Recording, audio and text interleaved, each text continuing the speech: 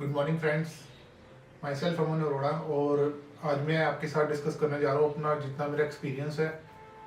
मेरा experience accounting में around 10 साल का हो गया है और 10 साल से मैंने अपने काफ़ी स्टूडेंट्स को पढ़ाया है। कुछ स्टूडेंट्स मेरे अब्रॉड में भी हैं, कुछ एक इंडिया में भी हैं बहुत अच्छी पोस्ट पे। सो मेरा एक ये मन था हमेशा कि मैं स्टूडेंट्स को जो मेरी नॉलेज है वो मैं शेयर कर सकूँ। बेसिकली ये एक एजुकेशनल पर्पस के लिए क्लासेस बनाई जा रही हैं, ये मनी मोटिव से नहीं बनाई जा रही है। तो मैं आपका ज़्यादा टाइम नहीं लूँगा और मैं सीधा स्टार्ट करूँगा। मैं +1 से अपने ये कंसेप्ट को पकड़ रहा हूँ, फिर +2 पे जाऊँगा और इसी तरह से BCom की क्लासेस स्टार्ट करूँगा। +1 में सबसे पहले क्या है, कॉमर्स फील्ड में हम क्या करते हैं कि सबसे ज़्यादा इंपॉर्टेंट क्या है कॉमर्स में। जब हम कॉमर्स +1 में स्टूडेंट जाता है तो उसे पता नहीं होता कि कॉमर्स का मतलब क्या है। बेसिकली कॉमर्स का मतलब क्या है कि हमने जो बुक्स बना रहे हैं, जो फाइनेंशियल रिकॉर्ड्स वगैरह बना रहे हैं हम, ठीक है, तो उसको कैसे बुक्स को मेंटेन करना है, प्रॉफिट्स कैसे निकालने हैं, ठीक है, और टैक्सेशन की कैसे प्लानिंग करनी है। कॉमर्स एक बहुत वाइडर फील्ड है। तो कॉमर्स का सबसे इंपॉर्टेंट सब्जेक्ट है अकाउंट्स का। तो मैं डियर स्टूडेंट्स अकाउंट्स के सब्जेक्ट के बारे में आपके साथ डील करने जा रहा हूँ, आपको बताने जा रहा हूँ कि अकाउंट्स का सब्जेक्ट है क्या बेसिकली। और यही सबसे इंपॉर्टेंट सब्जेक्ट है पूरे कॉमर्स में, जो थ्रू आउट द कॉमर्स आपको हमेशा ही पढ़ना पड़ेगा। देखो अकाउंट्स का मतलब क्या है बेटा, मेरा कहने का मतलब है कि अकाउंट्स में बेसिकली है क्या। मैं आपको एक एग्जांपल देता हूँ कि जैसे कि एक शॉपकीपर है, ठीक है। शॉपकीपर ने क्या किया, एक बहुत स्मॉल स्केल पे, जिस तरह से आपके कह सकते हो शॉप्स होती हैं मार्केट्स के अंदर, एक शॉप ओपन करी उसने, ठीक है। और उसने क्या किया कि 1 लाख रुपए का सामान लेके आता है। लेट्स सपोज करो मोबाइल की शॉप उसने ओपन करी है, ठीक है, आपके किसी पड़ोसी ने मार्केट में, और 1 लाख रुपए के या 10 लाख रुपए के वो मोबाइल्स लेके आ रहा है। परचेजेस करी उसने, उसके लिए तो परचेजेस होगी ना, जो बिजनेस है। और उसने क्या किया, जो ये 10 लाख रुपए का सामान है ये आगे डेफिनेटली है 10 लाख का सामान है तो 10 लाख का तो बेचेगा नहीं, 12 लाख का बेचेगा या 15 लाख का बेचेगा। उसने ये मोबाइल्स जो हैं वो 14 लाख रुपए के, 14 लाख रुपीस के मार्केट में बेच दिए। तो ये सिर्फ उसकी एक दिन की ट्रांजैक्शन थी, ठीक है। तो इस तरह से 10 लाख रुपए की वो हर दिन लेके आ रहा है, अपने लेके आ रहा है गुड्स। गुड्स कहने का मतलब क्या है, ये सारी मैं टर्मिनोलॉजीज आपको बताऊंगा। गुड्स का मतलब है जो आपने सामान परचेज किया, जिसमें आप रेगुलरली डील कर रहे हो, सेल भी कर रहे हो और परचेज भी कर रहे हो गुड्स, ठीक है। यानी गुड्स का मतलब है वो चीजें, जैसे मोबाइल स्टोर के लिए क्या है, मोबाइल क्या है, गुड्स है। कंप्यूटर शॉप के लिए क्या है, कंप्यूटर क्या है, गुड्स है, ठीक है, जिसमें वो डील कर रहे हैं। सो वो हर दिन 10 लाख रुपए की परचेज कर रहा है और 14 लाख रुपए में 14 लाख रुपीज की उसको बेच रहा है। तो 4 लाख रुपए का क्या हो गया, आपका प्रॉफिट हो गया। प्रॉफिट का क्या फॉर्मूला है, सेल प्राइस माइनस कॉस्ट, ठीक है। सो यहाँ पे मैंने भी एक छोटा सा एग्जांपल दिया कि पर डे उसको जो प्रॉफिट हो रहा है, उसको कितने का प्रॉफिट हो रहा है, 4 लाख रुपीज का प्रॉफिट हो रहा है। बट वो एक दिन ये चीज को अपने माइंड में रख लेगा, 2 दिन रख लेगा, 10 दिन रख लेगा, पर वो क्या है, ह्यूमन मेमोरी क्या है, लिमिटेड है। आपको बताइए कि जैसे ह्यूमन मेमोरी लिमिटेड है, तो वो क्या करेगा, वो कुछ रिकॉर्ड्स मेंटेन करेगा जिससे उसे पता लगे कि उसका पूरे साल का या 6 महीने का, वो जिस पीरियड का भी चाहता है प्रॉफिट या लॉस फाइंड आउट करना, उसे पता रहे। नंबर 1, उसे प्रॉफिट पता होना चाहिए पूरे साल का, ठीक है। हम मैं पूरा साल बेसिकली क्यों कह रहा हूँ कि नॉर्मली हम फाइनेंशियल ईयर की बात करते हैं, 1 साल की पूरी बात करते हैं। जब भी हम प्रॉफिट निकालते हैं नॉर्मली, तो नॉर्मली जनरली हम 1 साल की बात करते हैं। बट 6 महीने का, 2 महीने का, 4 महीने का, इतने पीरियड का भी प्रॉफिट निकाला जा सकता है। बट अभी हम 1 साल को लेके चल रहे हैं। तो प्रॉफिट हो गया उसको 1 साल का, ठीक है। उसके बाद क्या है कि अब वो 10 लाख रुपए की जो मैंने आपको बताई थी परचेजेस कर रहा है, वो परचेजेस कर रहा है 4 पर्सन से, ABCD से, ठीक है। मैं तो अभी सिर्फ 4 पर्सन से क्या कर रहा है, वो सामान लेके आ रहा है। तो ABCD क्या है, वो जो मोबाइल स्टोर है उसके लिए क्या है, ये क्रेडिटर्स हैं। क्या है, क्रेडिटर्स। क्रेडिटर्स का मतलब क्या है कि अभी उसने ये जो सामान खरीदा है, उसने कैश पे भी खरीद सकता है या उधार पे भी खरीद सकता है। अगर उसने कैश पे खरीद लिया तो क्या करेगा, वो 10 लाख रुपए कैश देगा और 14 लाख रुपए की कैश सेल्स कर रहा है, वो 14 लाख रुपए उसको कैश में आ रहे हैं। पर ये आपको पता ही है कि भाई ये जरूरी नहीं होता कि हर एक शॉपकीपर के पास जो सामान है वो हमेशा कैश में परचेज करे। वो कुछ सामान उधार पे भी परचेज करता है। उधार का मतलब क्या है, कॉमर्स की लैंग्वेज में क्रेडिट। क्रेडिट का मतलब उधार, और उधार का मतलब क्रेडिट है इसके अंदर, ठीक है। सो उसने क्या किया, 10 लाख रुपए की जो परचेजेस थी, जो मैंने भी आपको एग्जांपल दिया, उसमें से उसने क्या किया, 8 लाख रुपए की जो परचेजेस करी हैं वो उसने कैश में कर ली, और 2 लाख रुपए की परचेजेस उसने क्या करी है, क्रेडिट में कर ली, यानी उधार पे कर ली। अभी मैं इसी एग्जाम्पल को आपको आगे बताता जा रहा हूँ। सो क्या हो गया, 10 लाख रुपए की फिर भी उसने परचेज तो कर ली है, लेकिन अब वो उसने 10 लाख रुपए की परचेज करी है, उसमें से कैश से 8 लाख रुपए की कैश परचेज हुई, कैश परचेज 8 लाख की है, और 2 लाख की क्या है, हमारी क्रेडिट परचेज, उधार की purchase. So at the end of the year, देखिए at the end of the year का मेरे कहने का मतलब क्या है, 1 अप्रैल 2021 से लेके 31 मार्च 2022 तक की मैं आपको बात कर रहा हूं। सो उसने क्या किया कि अब 2 लाख रुपए की क्या है, हमारी क्रेडिट परचेजेस है, ठीक है। अब वो क्रेडिट परचेजेस में क्या कर रहा है, इसके अंदर उसने 4 पर्सन से, यानी 4 क्रेडिटर से उसने सामान खरीदा है, ए बी सी डी से।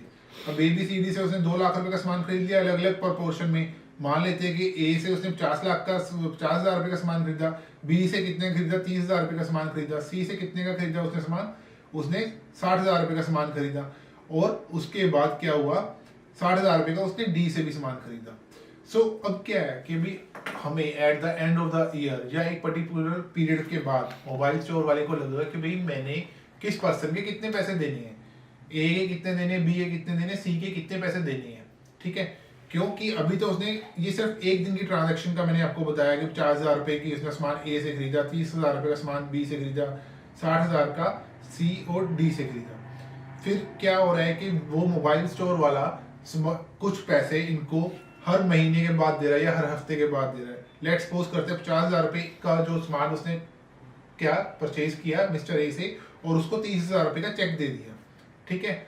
उसके बाद क्या किया, उसने 15,000 रुपए का चेक बी को दे दिया, सी और डी को भी कुछ नहीं दिया। तो अब क्या हुआ, eight the end of the year, मैं एक ईयर का एग्जांपल ही ले रहा हूँ, eight the end of the year उसने क्या किया, उसने जानना चाहा मोबाइल स्टोर वाले ने कि मैंने ए को कितने पैसे देने हैं, बी को कितने देने, सी को, डी को कितने पैसे देने हैं, ठीक है। तो अब क्या हुआ, ए को उसने कितने पैसे देने, 20,000 रुपए देनी है, बी को कितने देने, उसने 15,000 रुपए देने हैं, जो इस एग्जांपल में बता रहा हूँ, सी और डी को अभी 60,000 ईच देने हैं, क्योंकि वो तो पैसे अभी तक उसने दिए नहीं हुए, ठीक है ना। तो ये सिर्फ एक छोटे से एग्जांपल है, मैंने क्या बताया, पहले मैंने आपको क्या बताया है कि भाई हमें अकाउंट्स की जरूरत क्यों पड़ी। अब आप कॉमर्स के स्टूडेंट है, मैं फिर दोबारा से आपको बता रहा हूँ, कॉमर्स में सबसे इंपॉर्टेंट सब्जेक्ट क्या अकाउंट्स है, जो आपका पूरी उम्र आपका साथ नहीं छोड़ेगा, हमेशा आपको अकाउंट्स में एक्सपर्ट बनना पड़ेगा। अब मेरा पहला पॉइंट क्या था, मेरा पहला पॉइंट था जो मैंने आपको बताया कि भाई उसको पता लगे, वेंडर को, वेंडर का मतलब जो काम कर रहा होता है उसको हम वेंडर कहते हैं, वेंडर को पता लगे कि प्रॉफिट या लॉस उसको हर ट्रांजैक्शन से कितना हो रहा है, ट्रांजैक्शन से यानी उसने सामान खरीदा और उसने बेचा, तो एक ट्रांजैक्शन से उसको कितना प्रॉफिट या लॉस हुआ, और वो पूरे साल में कितना प्रॉफिट या लॉस हुआ, नंबर एक, इस चीज का पता होना चाहिए। दूसरा क्या है, दूसरा मैंने भी आपको बताया इसी के बीच में कि उसने कुछ सामान कैश पे खरीदा, मोबाइल वेंडर ने, मोबाइल स्टोर वाले ने, आपका दोस्त भी हो सकता है, आपके रिलेटिव्स भी हो सकते हैं, ठीक है ना। और मैं बिल्कुल प्रैक्टिकली बातें करूंगा। तो इस एग्जांपल में मैंने आपको बताया दूसरा कि उसने क्या किया, मोबाइल स्टोर वाले ने कैश और क्रेडिट पे सामान खरीदा, और ए और बी जो थे क्रेडिटर्स जिन्होंने बिजनेस को सामान दिया हो उधार पे, क्रेडिटर्स वो पर्सन होते हैं जिनको हमने पैसे देने होते हैं, पैसे यानी बिजनेस ने देने होते हैं। मैं अपना एग्जांपल लेके चल रहा हूँ थोड़ा सा, तो मेरा ये कहने का मतलब है कि बिजनेस ने जो पैसे देने होते हैं, ठीक है ना। अब उसने क्या कहा यहाँ पे, अब eight the end of the year उसको ये चीज पता होनी चाहिए कि क्रेडिटर्स को, मोबाइल वेंडर वाले को ये चीज पता होनी चाहिए कि मैंने क्रेडिटर्स को कितने पैसे दे दिए हैं और कितने पैसे भी और देने हैं। सो उसके लिए वो उससे क्या करना पड़ेगा, उसको अकाउंट्स मेंटेन करने पड़ेंगे, उसको प्रॉफिट पता होना चाहिए, अपने मोबाइल वेंडर को, पर्सन को, उसको प्रॉफिट का पता होना चाहिए, तो उसे अकाउंट्स मेंटेन करने हैं। उसे क्रेडिटर्स का पता होना चाहिए कि मैंने क्रेडिटर्स को कितने पैसे देने हैं या लेने हैं, तो उसे अकाउंट्स मेंटेन करने हैं। तीसरा, इसी तरह से मैं एग्जांपल दे देता हूँ, उसने उधार पे सेल करी, क्रेडिट सेल करी, अगर परचेज अगर क्रेडिट पे करेगा तो डेफिनेटली है कि वो सेल्स भी क्रेडिट पे करेगा। मार्केट में होते हैं ना कि इंस्टॉलमेंट पे आप मोबाइल खरीद लेते हैं, मैं एक मोबाइल का एग्जांपल इस करके दे रहा हूँ क्योंकि मोबाइल्स आजकल के यंगस्टर्स को बहुत जल्दी समझ में आता है, तो मुझे भी तो एग्जांपल भी तो वैसे लेना पड़ेगा। अभी इतना ही फॉर द टाइमिंग। मैं एक्शन। फ्रेंड्स, जैसे कि मैं भी आपको बता रहा हूँ कि अकाउंट्स की जरूरत क्यों पड़ी। अकाउंट्स की जरूरत काफ़ी रीजंस के करके पड़ी, जिस तरह से मैंने भी आपको एग्जांपल में बताया कि प्रॉफिट या लॉस पता हो हमें ईच ट्रांजैक्शन का। जैसे मैं मोबाइल वेंडर का भी एग्जांपल दे रहा हूँ आपको कि 4 लाख रुपए का उसको प्रॉफिट हुआ, तो वो एक सिर्फ एक ट्रांजैक्शन से था। मान लो साल में 365 दिन होते हैं, 365 दिन का मतलब क्या हो गया, हर एक ट्रांजैक्शन के ऊपर हर एक दिन में 4 लाख रुपए का मैं एक प्रॉफिट बता रहा हूँ आपको, जो काफ़ी बहुत ज़्यादा है पर डे का, लोग कमाते भी हैं। तो 365 दिन में कितना होगा मुझे तो पता, मुझे तो शायद कैलकुलेशन भी नहीं इतनी आती होगी, आप सब कर सकते हो, जिस मैं थोड़ा बहुत जो भी आपके बात कर रहा हूँ। सो सिर्फ एक प्रॉफिट या लॉस को कमाने के लिए हमें अकाउंट्स बनाने की जरूरत पड़ी, ये सिर्फ एक रीजन था। दूसरा रीजन मैंने आपको बताया कि उधार पे हमने परचेजेस करी और कैश पे भी परचेजेस करी है। तो क्या हुआ कि भी हम धीरे धीरे जो उधार का मतलब क्रेडिट परचेज कर रहे हैं, क्रेडिट परचेजेस जो हमने ए बी सी डी जो वेंडर है उनको से करी हुई है, उनको पैसे भी दिए, ए को पैसे दिए, बी को पैसे दिए, लेकिन सी और डी को नहीं दिए। तो साल के आखिरी में जो मोबाइल वेंडर है वो क्या करना चाहता है, वो ये पता करना चाहता है कि भाई ए को हमने कितने पैसे देनी है eight the end of the year. मान लो 50,000 रुपये का भी मैंने एग्जांपल दिया था कि ए से 50,000 रुपये की क्या हुई, हमने परचेज करी और 30,000 रुपये उसको दे दिए कि हमने बाद में, तो 20,000 रुपये eight the end of the year देनी है, ठीक है। और बी को कितने देने हैं हमने, अगर 30,000 रुपये की हमने परचेज की, जैसे कि मैं एग्जाम्पल लगा रहा हूँ, 15,000 रुपये मैंने उसको दे दिए, तो 15,000 रुपये ही उसको देने हैं। सी और डी को भी तक मैंने कोई भी पैसे नहीं दिए, उसको भी मैंने पैसे देने हैं। So at the end of the year क्या होना चाहिए, अकाउंट्स हम दूसरा रीजन क्या मेंटेन कर रहे हैं, ताकि हमें पता होना चाहिए कि but the business have to pay, यानी बिजनेस ने क्या पे करना है और किसको पे करना है, to whom we have to pay, and किस पर्सन को पे करना है और कितना पैसा पे करना है, ठीक है ना, एग्जैक्टली हमें पता लगे। सो सेकंड रीजन क्या है, to certain but we have on from the others, ठीक है ना, हमने कितना लोगों से पैसा लिया हुआ है और या हमने गुड्स परचेज करे हुए हैं उधार के ऊपर और उनको कितना पैसा देना है, क्योंकि हम लोन वगैरह भी तो लेते हैं, ये तो मैंने सिर्फ एक गुड्स का एग्जांपल दिया, तो हम लोन भी तो लेते हैं, तो व्हाट वी हैव टू पे eight the end of the year, ठीक है ना, और कितने इंस्टॉलमेंट या कितना बैलेंस हमने अगेंस्ट लोन अभी देना है, वो भी क्या हमें पता होना चाहिए। तो ये कैसे पता लगेगा, जब हम प्रॉपर बुक्स मेंटेन करेंगे, प्रॉपर रिकॉर्ड्स मेंटेन करेंगे। बेसिकली अकाउंट्स का मतलब क्या है कि प्रॉपर रिकॉर्ड्स मेंटेन करना, प्रॉपर अपने बुक्स मेंटेन करना। और इसी तरह से मैंने तीसरा पॉइंट क्या बताया अभी आपको, जैसे कि क्रेडिट सेल परचेज होती है, क्रेडिट सेल्स भी होती है, हम उधार पे हम सेल्स भी करते हैं। मान लो मैंने 14 लाख रुपए को, अभी इसी एग्जांपल में बता रहा हूँ, 10 लाख रुपए की चीजें परचेज करी, 14 लाख रुपए की बेची, और 14 लाख रुपए में से भी मैंने क्या किया, एक्स वाई जेड को मैंने उधार पे अपना मोबाइल दे दिया। कौन सा मोबाइल, जो आजकल लोगों को बहुत फेवरेट है, जो स्टूडेंट्स को या यंगस्टर्स को बहुत फेवरेट है, मुझे एग्जाम नाम नहीं याद है, लेकिन आई थिंक एप्पल का है, ठीक है, एप्पल का कौन सा है, एक्स या 10 है या 11 है। तो लेट्स सपोज करो कि वो 1 लाख रुपीज ईच का है, ठीक है ना, तो 1 लाख रुपीज ईच का मैंने क्या किया, उधार पे सेल कर दी। जिस तरह से उधार पे परचेज करा, उधार पे मैंने गुड्स सेल कर दिए। अब एक्स ने क्या किया, उसकी 10 इंस्टॉलमेंट्स बना ली, 1 लाख डिवाइडेड बाई 10 करके क्या हुआ, हर महीने वो मुझे 10,000 रुपए दे रहा है। वाई ने क्या किया, 1 लाख रुपए का मोबाइल लिया और 20 इंस्टॉलमेंट बनवा ली है और 5,000 रुपए पर मंथ मुझको दे रहे हैं, ठीक है। तो अब क्या हुआ, eight the end of the year, let's suppose करो हम वाई का एग्जांपल ले रहे हैं। वाई का क्यों, क्योंकि ये 20 महीने में आ रहा है, तो क्या होगा कि 1 साल के बाद दूसरे साल में भी जाएगी इसकी ट्रांजेक्शन्स, क्योंकि एक्स की तो जाएंगी नहीं, क्योंकि एक्स का 10 महीने के अंदर ही, यानी 1 साल में कितने महीने होते हैं, 12 महीने होते हैं, आपको पता ही है। तो एक्स का तो एक ही साल में जो उसने मोबाइल लिया है हमसे, उसके पैसे वो हमें विद इन 10 मंथ्स वो हमें पे कर रहे हैं। लेकिन अब वाई के केस में क्या है कि वो हमें 12 महीने में कितने पैसे पे करेगा, 12 मंथ्स इंटू 5,000 करके कितना हुआ, 60,000 रुपीज उसने पे किए। तो eight the end of the year 1 lakh rupees जो उसने हमें देने थे, उसके अंदर से उसने हमें 60,000 रुपीज दे दिए। कैसे पता लगा, 12 मंथ्स, 1 साल में 12 महीने होते हैं, इंटू 5,000 रुपीज पर मंथ उसने हमें दिए। सो क्या हुआ, 40,000 रुपए आज भी उसने हमें देने हैं, यानी what we have to receive from our debtors. Creditors का मतलब क्या है, to whom business have to pay the money, और whatever we have owed from the outsiders, उसको हम क्रेडिटर्स कहते हैं, कि जो हम जिनका हमने पैसा देना है, बाहर वालों को जिनका हमने पैसा देना है, इन हमने क्रेडिट परचेज करी या हमने लोन लिया, ठीक है। और दूसरा क्या है हमारा, इसी तरह से कि what we have to receive from the outsiders और फ्रॉम द अदर्स, ठीक है ना। To whom we have already sold goods on the credit basis के ऊपर हमने उधार पे उनको सामान दे दिया, ठीक है ना, या हमने लोन एंड एडवांसेस हमने दे दी। हम ले भी सकते हैं लोन एंड एडवांसेस, वो हमारे क्रेडिटर होंगे, और हम आगे लोन्स आगे दे रहे हैं तो वो हमारे इनको दे रहे हैं वो हमारे डेटर्स होंगे। Debtors means the person from whom we have to receive the money, जिनसे हमने पैसे लेने हैं। सो यहाँ पे मुझे at the end of the year Y से कितने पैसे लेने हैं, मुझे कितने पैसे लेने हैं, अभी 40,000 रुपए और लेने हैं। क्यों? क्योंकि 1 लाख में से उसने मुझे 60,000 रुपए दे दिए। कैसे दिए वो मैंने आपको एग्जाम्पल बता दिया कि 12 महीने इंटू 5,000 रुपीज करके 60,000 रुपीज दे दिए उसने हमें। तो 40,000 eight the end of the year मैंने उससे लेने हैं। और अभी तक मुझे क्या था, जेड ने भी 1 रुपया भी नहीं दिया। वो कहता कि मैं अगले साल से आपको इंस्टॉलमेंट्स पे करना शुरू कर दूंगा, और ये भी 20 इंस्टॉलमेंट्स होंगी।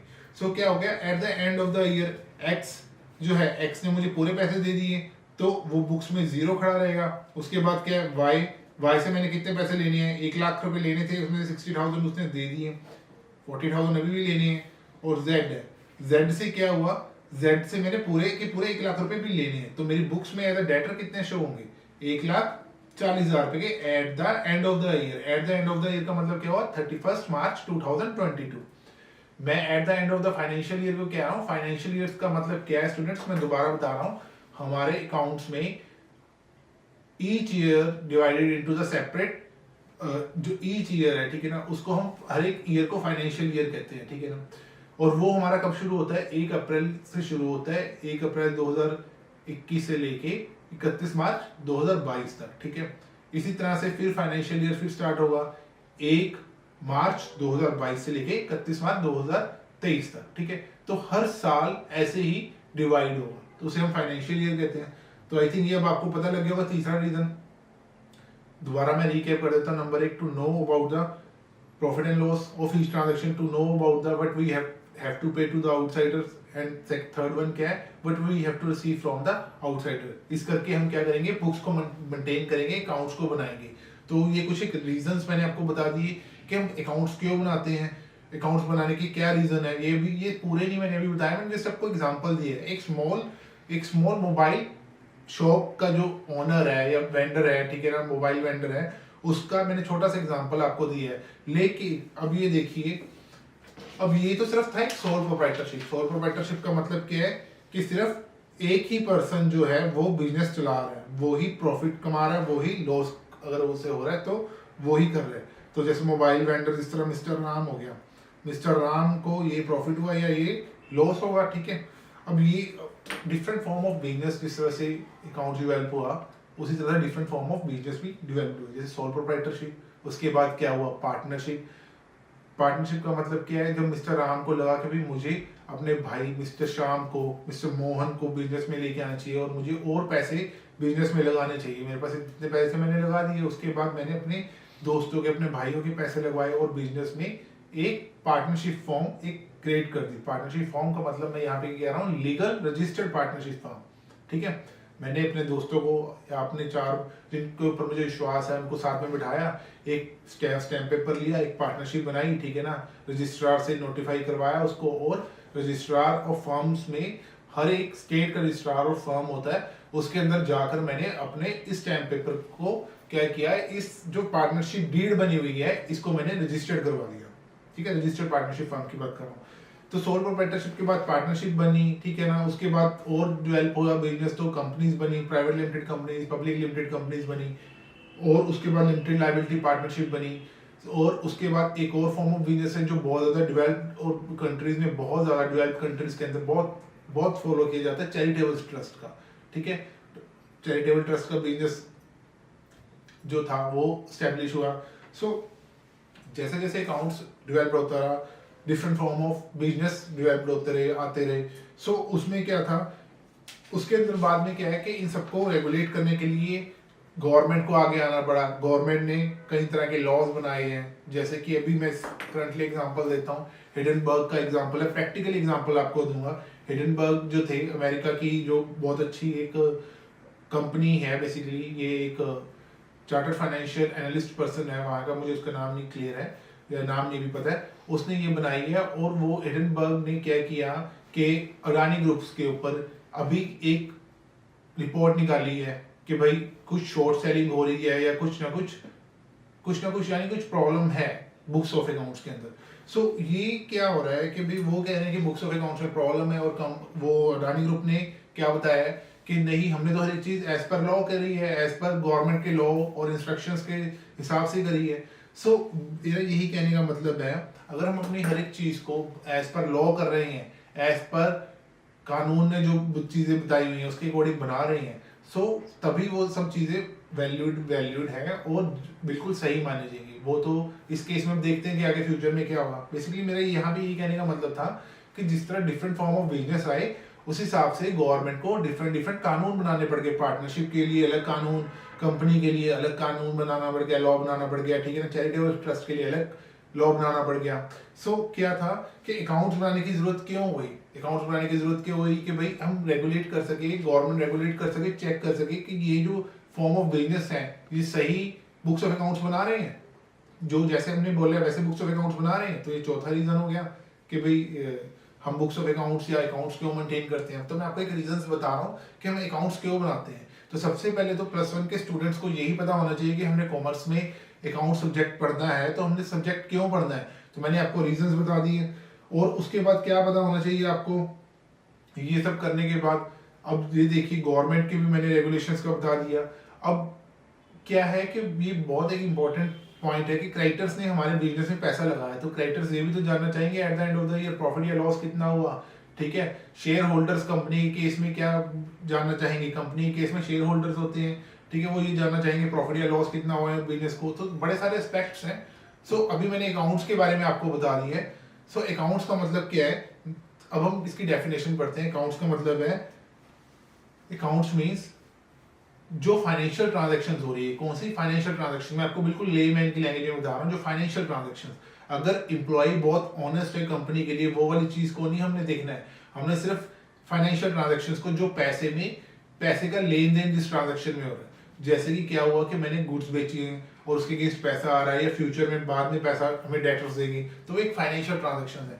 फाइनेंशियल ट्रांजैक्शंस को रिकॉर्ड करना, ठीक है, अपनी बुक्स के अंदर, फिर उसको एनालाइज करना, उसको समराइज करना, उसको इंटरप्रेट करना, ठीक है, उसके बाद फाइनल रिजल्ट्स देना, ठीक है। तो ये सारी चीजें अकाउंट्स में कवर होती हैं।